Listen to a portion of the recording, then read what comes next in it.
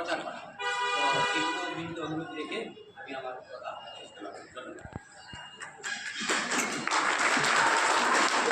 আসসালামু আলাইকুম, ভালো আছেন? আসলে আমার এইখানে যে ভলান্টিয়ার ঠিক 500 না, আমাদের এখানে মনে হয় 3টা কোর্স হয়েছে। 150 জন হচ্ছে নরসিংদী এই ফায়ার স্টেশনে, একটা হয়েছে মাধবদী আরও 50 জন, এটা তাহলে 200, আর পলাশে একটা কোর্স হয়েছে 250 টোটাল। এই 250 আমি আমার পরিচয়টা আর দিচ্ছি না, আমি বলে দিচ্ছি নাকি দিব, ভবিষ্যতে আপনাদের সাথে আছি। এই 250 জনের মধ্যে এই মুহূর্তে আমি প্রত্যেকটা স্টেশনে, বিশেষ করে নরসিংদীতে অ্যাক্টিভ বেশি পাচ্ছি, মাধবদীতে 10 থেকে 15 জনের উপস্থিতি পাচ্ছি, আর পলাশে মাত্র 10 জন, আর বাকি সবাই বিচ্ছিন্ন হয়ে গেছে। বিচ্ছিন্ন মানে চাকরি হয়ে চলে গেছে, অন্যান্য জায়গায় চলে গেছে। আমরা যেহেতু নরসিংদীতে এখনো 20 জনের অধিক আছি, এই মুহূর্তে 20 জনের অধিক আছি না, আমরা কয়েকদিন আগে একটা ভূমিকম্প হয়ে গেছে, আপনারা জানেন। এই ভূমিকম্পের ফলে আপনাদের কি ধরনের মানে অস্থিরতা, মানুষের মধ্যে কি ধরনের অস্থিরতা হয়েছে আপনারা দেখছেন। এই দুর্যোগের সময় আমাদের সাথে কাজ করার জন্য যাদের মন-মানসিকতা আছে, শুধুই আমি জানি তারাই এখানে আসছেন। আমি আশা করি আপনাদের মন-মানসিকতা আছে সবার। আমরা এই মুহূর্তে একটা টিম গঠন করব, আমরা এবং আপনাদেরকে সম্মিলিত। এই আমি বক্তব্য দীর্ঘায়িত করতেছি না, কারণ ওদিকে আমি যাচ্ছি না, বক্তব্য দিলে অনেক সময় লাগবে। আমরা শুধু জানি দুর্যোগকালীন সময়ে আমরা কাজ করব। ফায়ার সার্ভিস আমাদেরকে সংবাদ দেবে, আমরা যতটুকু সম্ভব যখনই দুর্যোগ হবে যানবাহনের সাপোর্টটা আমরা দিব, আপনারা এসে আমাদের সাথে যৌথভাবে কাজে মিলিত হবে। এতটুকু আশা করতে পারি আপনাদের কাছ থেকে, ইনশাআল্লাহ। Very good. তাহলে আমরা নরসিংদীর মানুষকে সেবা দেওয়ার উদ্দেশ্যে দুর্যোগকালীন সময়ে তারা যাতে আমাদের কাছ থেকে ফায়ার সার্ভিস এবং ভলান্টিয়ারের কাছ থেকে প্রয়োজনীয় সেবা পায়, এর উদ্দেশ্যে আজকের এই আমাদের আগমন এবং প্র্যাকটিস। আমাদের ভলান্টিয়ার টিমে অনেক লোক আছে সদস্য, তবে আজকে যারা উপস্থিত হয়েছেন আমার মনে হয় সবাই অ্যাক্টিভ পারসন।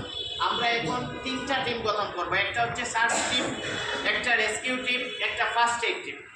40 জনের একটা টিম থাকবে, তবে 23 জনের অ্যাক্টিভ অ্যাকশন টিম থাকবে। আমাকে একটু সহযোগিতা করবেন আপনারা। সার্চ টিমে আমাদের সদস্য সংখ্যা কয়জন থাকতে হয়, কে বলতে পারবেন? আপনাদের পক্ষ থেকে কেউ বলতে পারবেন? আমরা পরে বলবো।